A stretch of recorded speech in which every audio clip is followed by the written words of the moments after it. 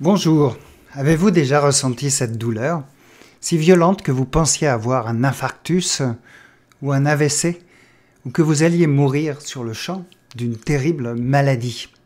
Avez-vous eu l'impression que vous alliez vous évanouir sur le champ ou mourir d'étouffement?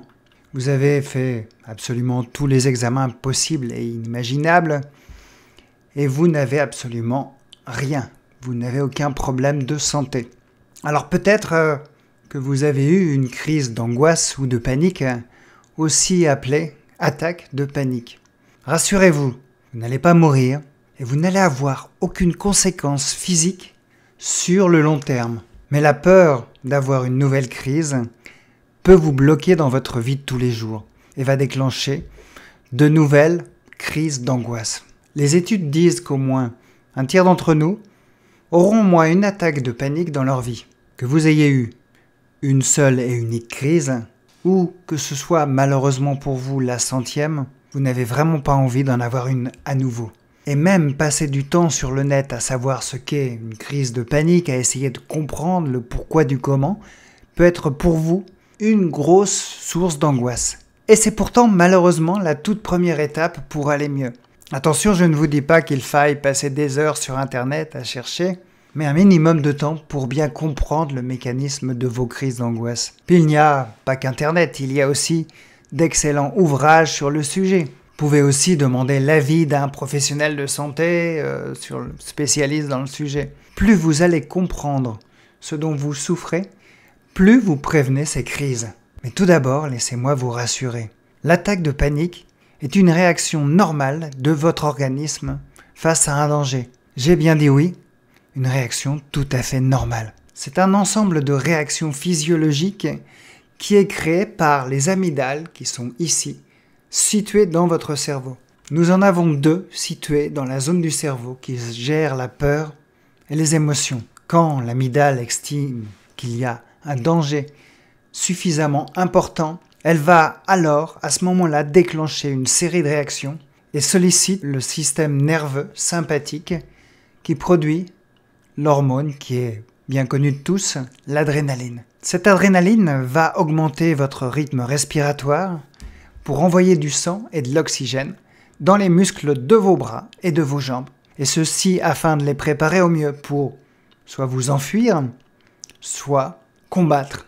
Elle fait aussi parvenir plus d'oxygène à votre cerveau afin de le rendre plus rapide, plus vif, pour qu'il prenne les meilleures décisions dans un laps de temps le plus court. Si vous n'aviez pas ce mécanisme, jusqu'à maintenant, vous n'auriez pas pu survivre. Imaginez par exemple que vous soyez à un passage piéton dans la ville où vous habitez, si vous habitez dans une ville, et vous avez une voiture qui vous fonce dessus. Et là, ça peut réellement se jouer à une seconde. Une petite seconde peut faire la différence dans votre vie entre la vie et la mort.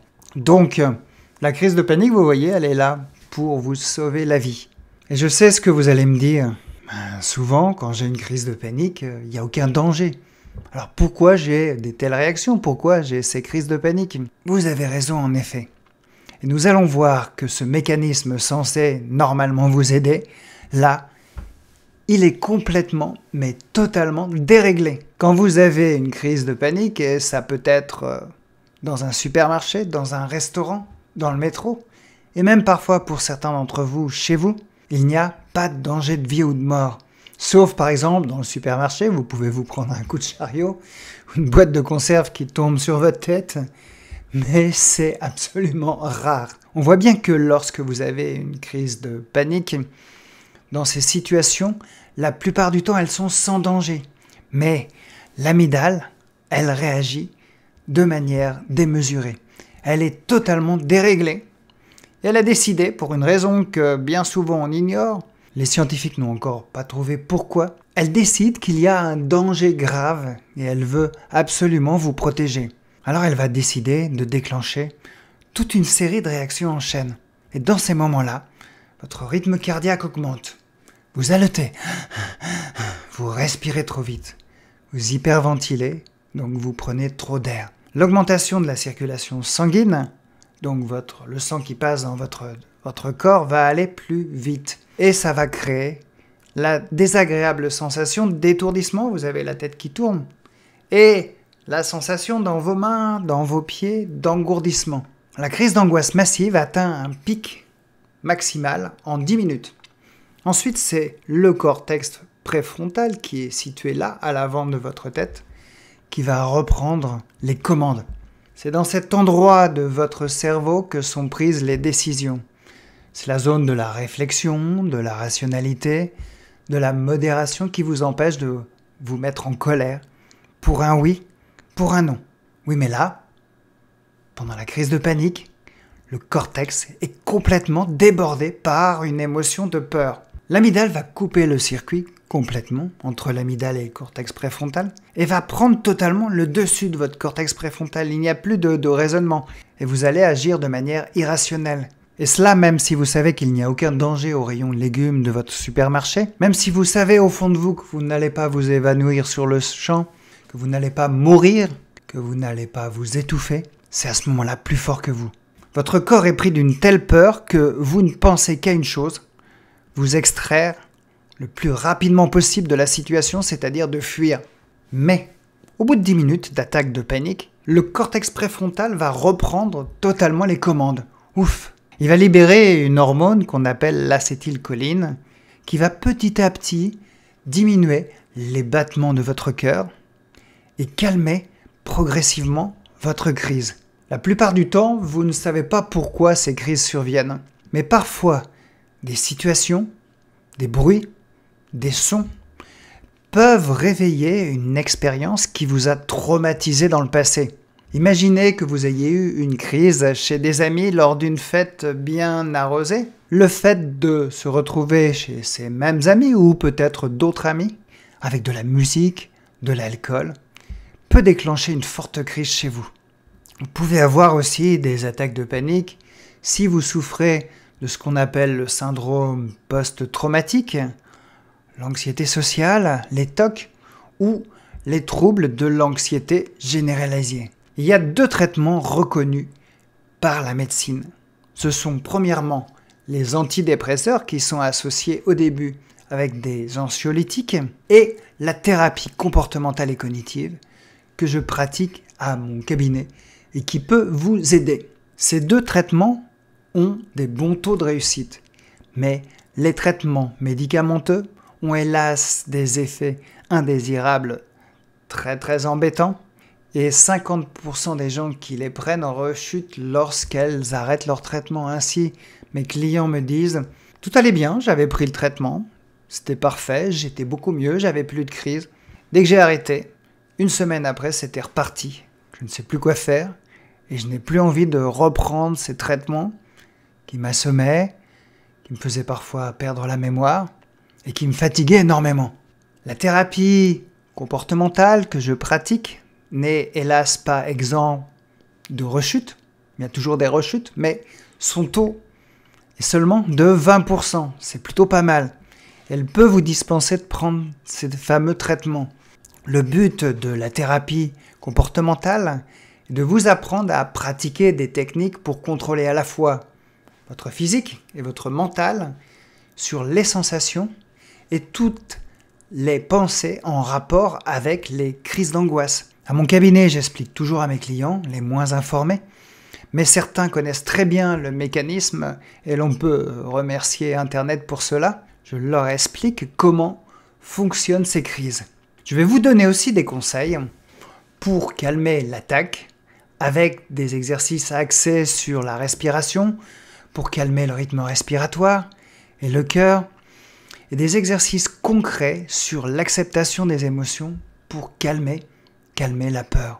À cela va s'ajouter un travail sur les pensées pour prendre conscience de toutes les pensées négatives que vous avez pendant les crises d'angoisse ou avant les crises d'angoisse, comme vous pouvez avoir peur de vous étouffer, de faire un infarctus, de vous évanouir, de devenir fou ou de créer un accident. Le but étant de remplacer toutes ces pensées négatives par des pensées plus réalistes. Et rassurez-vous, je vous le redis encore une fois, vous n'allez pas mourir d'une crise d'angoisse parce que vous pensez que votre cœur bat trop vite, que vous allez faire une crise cardiaque. Pensez que la tête, elle tourne, vous allez vous évanouir, mais vous ne vous évanouissez jamais. Et vous n'allez pas finir hospitalisé, car vous n'allez pas devenir fou. Et au fait, est-ce que vous avez déjà eu un accident quand vous avez eu une crise de panique? Non, je pense que vous avez toujours contrôlé votre voiture, même si ça n'a pas été facile tous les jours. L'étape suivante de la thérapie comportementale est l'exposition aux sensations qui vous font peur au cabinet. Je vous aide à vous habituer à avoir un cœur qui bat plus vite en faisant avec vous des exercices de flexion. Pour vaincre cette sensation oppressante d'étouffer, je vous apprends que l'on peut tout à fait très bien respirer avec une paille. Et pour ne plus avoir peur de la tête qui tourne, je vais vous prêter ma chaise de bureau. Je vais vous inciter à tourner sur vous-même pour vous habituer à cette sensation. Et vous allez voir, on peut s'habituer, même si c'est désagréable au départ. Attention, je tiens à vous dire que tous ces exercices sont faits avec bienveillance et à votre rythme, et que je n'oblige personne à faire les exercices. Car vu de l'extérieur, ça pourrait paraître un peu comme une salle de torture. Mais vraiment, si vous avez beaucoup moins peur de ces sensations, vous allez avoir moins de crises d'angoisse. Et celles-ci vont être peut-être moins fortes. Parce que toutes ces sensations, ont tendance à vous déclencher les crises. Alors, si vous vous exposez à ces sensations, vous allez avoir moins de crises. Ça vaut quand même le coup, non? La seconde étape est d'aller s'exposer à votre rythme et à celui de la peur aux situations qui vous font peur, comme le supermarché, le métro, le bus, aller chez vos amis, et même peut-être pour certains d'entre vous, rester tout seul chez vous. J'insiste encore une fois, nous ne sommes pas dans la torture. Il ne faut surtout pas aller trop vite. En fait, plus on va doucement, plus on va à son rythme, plus ça progresse. Et j'insiste encore, il est nécessaire d'être toujours bienveillant avec soi-même et d'aller encore une fois, je le répète, à votre rythme. Une fois que ce travail est fait, vous allez réellement vous libérer des attaques de panique. Aussi, nous avons vu que la peur ne peut pas vous blesser physiquement. Mais le fait de rester dans cette même peur peut littéralement gâcher votre vie, et elle vous la gâche sûrement. Aussi, même si vous n'avez jamais eu de crise d'angoisse ou d'attaque de panique, mieux les comprendre peut vous aider à mieux les prévenir. Et peut-être aider quelqu'un qui en souffre dans votre entourage, car c'est un trouble malheureusement très fréquent.